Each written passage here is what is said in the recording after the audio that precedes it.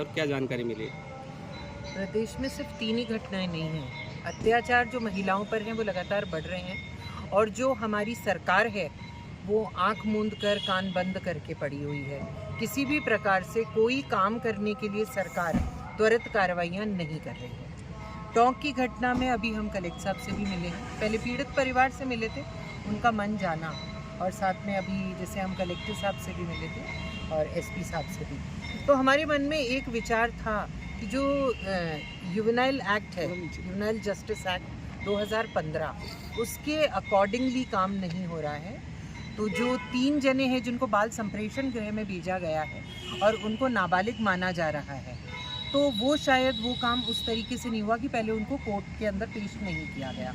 लेकिन यहाँ पर एसपी साहब ने हमारे को बोला कि बाकायदा उनको कोर्ट में पेश किया गया है और कोर्ट में पेश करने के बाद ही उनको जब बाल संप्रेषण गृह भेजने की बात हुई ये करा।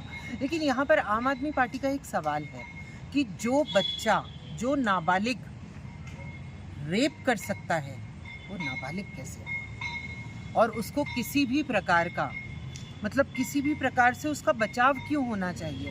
एक बालिग के रूप में उसके ऊपर कार्रवाई होनी चाहिए, क्योंकि एक नाबालिग छोटी सी बच्ची के ऊपर जो गलत और जो अत्याचार किया, और अभी से नहीं 1.5 साल से लगातार होता आ रहा है, तो हम सबको उसमें देखना पड़ेगा। पीड़ित परिवार है, डरा हुआ है, परेशान है, बच्चे के फ्यूचर के लिए परेशान है। लेकिन यहाँ पर सबसे अच्छी बात ये हुई कि जो टोंक का जो एडमिनिस्ट्रेशन है उन्होंने त्वरित कार्रवाई का आश्वासन दिया है। जो यहाँ पर एक मशरूमिंग हो रखी है इनकी रेस्टोरेंट्स और होटल्स की, तो उनका यही है कि हम इनके ऊपर शीघ्र कार्रवाई करके हम इन चीज़ों को बंद करेंगे, जिससे कि आपराधिक प्रवृत्ति के जो लोग हैं उनको प्रश्रय न मिल सके। आश्वासन और किस तरह का मिला है, क्योंकि पीड़ित परिवार का आपने कहा डरा हुआ है, तो कैसे उनको सहयोग प्रशासन की ओर से मिलेगा और इस पूरे घटनाक्रम में आगे किस तरह से, क्योंकि जिस तरह से आपने बताया कि नाबालिग बच्चों, क्योंकि उनकी उम्र आज तो 19 साल के करीब कुछ है, तो ऐसे में कोर्ट में आगे किस तरह से पुलिस यानी पूरे मामले को लेके जाएगी?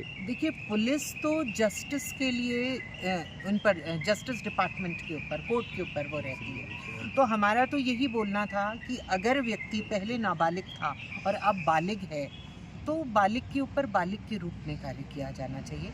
उसको जस्टिस जो इम्पार्ट होगा वो इसी उस पे होगा कि वो आज की स्थिति में जो है, जब ये मामला खुला, जब ये घटना सब लोगों के सामने आई और वो बड़े थे, और ध्यान में रखने वाली बात यह है कि हम शुरू की बात नहीं कर रहे, हम हमेशा की 1.5 साल की बात कर रहे हैं। अभी तक तो वो मामला रुका नहीं था ना, तो वो बालिग होकर के भी कर रहे थे। तो जो व्यक्ति बालिग होकर के भी रेप कर रहा है, तो उस टाइम पर वो नाबालिग था ऐसे कह करके उसे छोड़ा नहीं जा सकता, उसके ऊपर कार्रवाई अवश्य होनी चाहिए।